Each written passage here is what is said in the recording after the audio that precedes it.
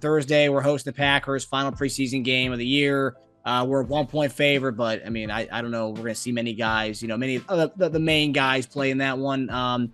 So this one's really a showcase for a lot of players who are trying to work for that roster spot, either with the Chiefs or someplace else to get that tape together.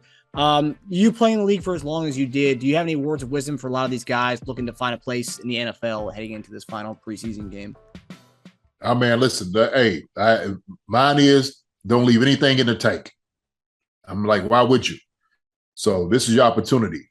And so right now, you got to make it happen. And if it don't happen here for you, there's other teams out there that you can go to. 31 other teams that you can go play. And so this right here is a job interview.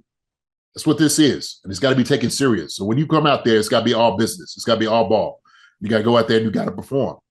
It's just that simple. And so, guys just got to understand that. It's not to press, but, you just make sure that you just locked in and focus on what you have to do, and just doing your job, man. But other than that, man, that's pretty much it.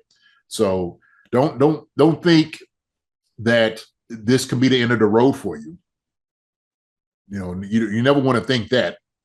Stay positive on everything, but more than anything, don't leave nothing in the tank. So, yeah. With that, the question, as we're big Josh Gordon proponents on the show, and I know some people don't like that we are big Josh Gordon people on the show for whatever reason, but making sense of his snaps last week, I think he led snaps offensively. I think he had the most amount of snaps. And he played with the ones. I think Fountain got in ahead of him before he played with the ones, but he played with the ones, then he played with the threes and the twos, and he played with everybody pretty much. What does that mean? Obviously, and we saw he's getting open a lot, but quarterbacks is tucking and running. I mean, what are coaches seeing that? Like they're not just seeing like the whole, because if he plays with Pat's going to find a way to get on the ball. Pat's not going to tuck and run every time. So are coaches seeing that kind of stuff? Like they're not forget about ball watching and who's getting catches, who's not. I mean, they're seeing him get open, right? We're not blind to this, right? Oh, of course, no, not at all. And so the coaches see everything. They do. They see how guys getting open. They see who he's going against, what his route looks like, what was the read by the quarterback. They'll talk about it. So all those things go into the decision making when you're thinking about a guy. Now, the thing is, what also is going into the decision is how is this guy is going to work in your scheme. That's the main thing. And I know some people talk about it. They talk. Dave Tubin is talking about, oh yeah, we need guys for special teams. That is true. You do need guys for. Still there? Looks like it's breaking up. Okay. Oh. Hold on. I think you need to reset, but let me give it some time. All right. Looks like it's glitching a little bit. Your head's going back and forth. Oh yeah. You can just edit this out. Hold on. Yeah. So I'll pick it up from where I was. What the heck? It's like the like Max Headroom. Like the Star Wars hologram, the Obi-Wan, you're our final hope. Yeah, you remember Max Headroom? Why does that sound familiar? He was a guy like you had to look it up and see. Okay. How about now? Is that better? Okay, yeah, it works again. Okay. So, all right, I'll pick it up from where I was. Okay. And so when you're talking about guys, kind of making the squad, they got to do everything within their power. But coaches are definitely taking everything under consideration. And when we talk about special teams, like I said before, if you're a receiver, especially like when you're crowded in certain positions, that guy has to be a vital guy for what you do in special teams. Mm-hmm. You know what I mean? So if you're a gunner, but you're not coming down and making plays as a gunner, a wide receiver, then what? Why should we even consider you? You know what I mean? That's how these things kind of played itself out. And so I don't know. I don't know because I looked at that. I've looked at the guys actually who play wide receiver are they making plays on special teams? I just, hey, listen, is this going to be a nod? Is this what it's going to be? Okay, well, let's make it certain that this guy is that guy that you're talking about that we need. Yeah.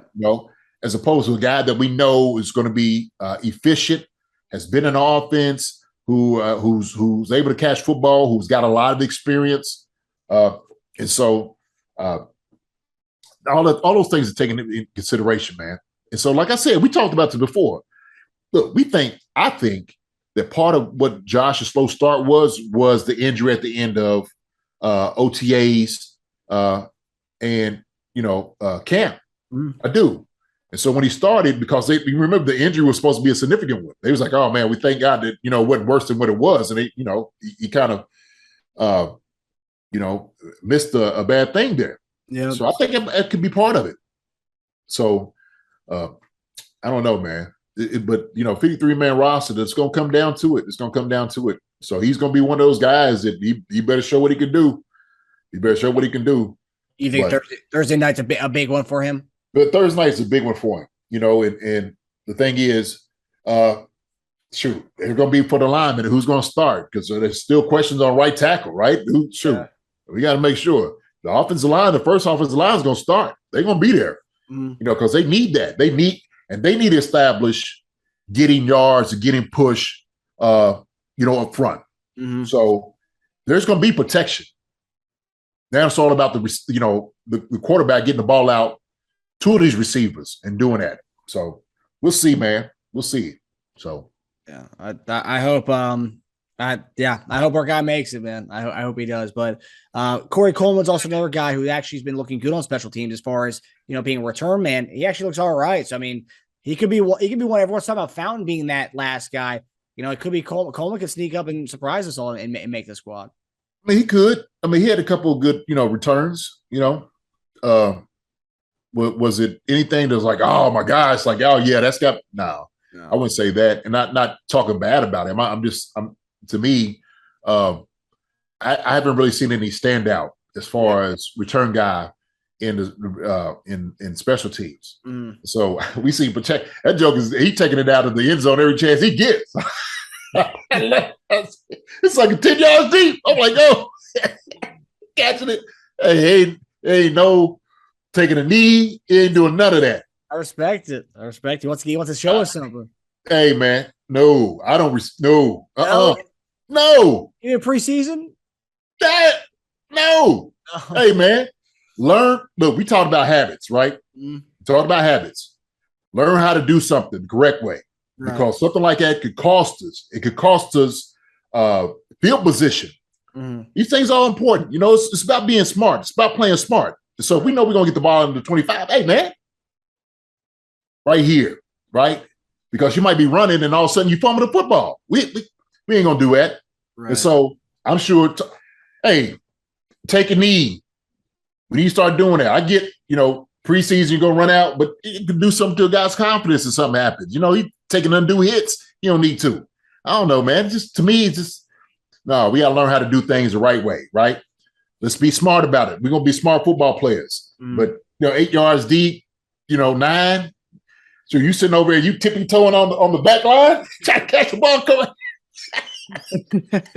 No. Hey, man, coaches will tell you, hey, no. So confident in his play. Huh? Confident. He thinks he can take it out. He's confident. I get it, man. Now, look. Hey, and I know everybody's going crazy like, oh, shoot, this sucker's bringing it out 8 yards deep. Like, I get it. Hey, look, I get into the half or something like that, and you just, you're trying to make a play. Sure, I get it. I understand that part of it.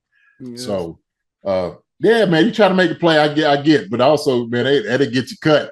Yeah. Because I was like, hey, man, ain't no smart player. We don't need nobody back there who's making decisions like that. Yeah. So that's someone who's confident in his roster spot being on the team. So he was doing that. I don't know, man. I don't know, but I'm sure it's being addressed in the meeting. To put it that way. And look, man, they're rookies. I get it. Everybody's hyped to come out here and do what they can do, what they can show, what they can do. The thing is, it's a long season, and we need to understand, there's ways to play football, smart football. We want to play smart football. We need to understand what we do and what we don't do. Okay, and some of the things that we're not going to do is we're not going to do things your way all the time. How you think, well, I thought I could make a play, coach. Okay, Mr. Thought I could make a play. You come have a seat over with me. Mr. I sit on the bench right now. How about that? So not to say, but he's Pacheco, he's going to be getting some snaps offensively, no doubt about it. Mm. So yeah, man. 8 yards deep. I hear you. Pacheco's it's interesting because he was the fastest 40-yard dash out of in the combine, but he doesn't really play like, he doesn't look like I don't get that fastest guy on the field kind of vibe from me. He doesn't look like, I guess he's a bigger guy, kind of stout, so it doesn't look that fast, but it's crazy that he had the fastest 40-yard dash in that combine from the running back. Dude, and it could be, look, it could be straight ahead speed. True. When we talking about, putting your foot in the ground and juking a guy, that's different. Yeah. Now we're talking about quickness, and speed all the way around. And so does that 4.3 translate when you put your foot in the ground and change direction? Mm.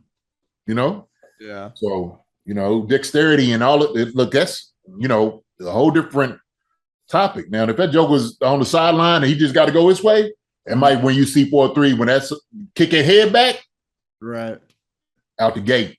Yeah. Yeah. What my coach used to say back in high school, 88 out the gate. Yeah, that's it. That's it. All right. Well, I wish all the guys good luck as far as making some plays on Thursday and hopefully making either our team or making some other team in the league, or if not in the NFL, CFL, USFL, being able to continue the dream, being able to play professionally, because not everybody can do that. Yeah, man. I'm just going to go up. I want to see how Green Bay, because I haven't watched them at all this preseason either, to see what they're doing out there. It's going to be good, man. I'm going to watch these guys. I'm going to see what they're going to do, perform, see what they're thinking and their mindset, because it's going to be tight. There's going to be some tight ones out there. Boom, some tight ones like that. Woo! Yeah. So this is – now I was going to say this makes a break, maybe a career. Yeah. Could, possibly. That's that serious. Yeah. I mean, yeah, you were in those rooms for those 4 preseason games, so you knew how big of a deal it was, and how, like, some guys probably took that, like, you probably could talk to some guys before that game. That's how like. Yeah. Hey man, look, calm down, go out there, play ball. You've been doing it all your life since you've been young. Go out there, man, relax, take yourself through it. Okay, step by step, you're gonna be fine. So you see guys' eyes just on, and the pressure's on them. You know the guys are kind of on the bubble, just on a cut. You know what I mean? So, yeah, it's tough. It's tough. Yeah. I hope our training camp guys. I hope everyone.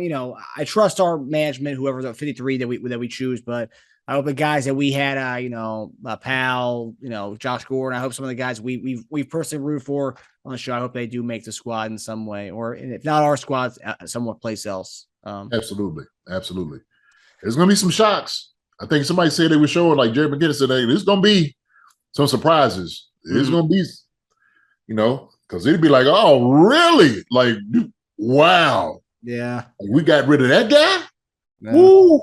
So, or we'll see that from another team. Like, oh, for real? So this is the time, man. This is the time of the season. And trying to get their ducks in order, baby. Yeah, and the Raiders, dropping Kenyon Drake this past week. That was a shock to a lot of everybody in the league. So yeah. Drake's been kind of a little banged up or hurt, man. He ain't been the guy of old, put it that way. So I think his injuries kind of caught up with him a little bit, as far as that, So. And plus, the Raiders have a really good running back room, so that'll hurt. Yeah, man. Yeah. Well, we'll see next week. We'll see. Hopefully, I think by next show, we'll pretty much see what the team's going to look like. So. Oh yeah, no doubt. Hi everybody. Thanks for watching. Subscribe here to get the latest from the show. Also, be sure to check out the best clips from Chief Concerns. And if you prefer to listen to the show, subscribe and follow us on Apple Podcasts, Spotify, and anywhere else you get podcasts.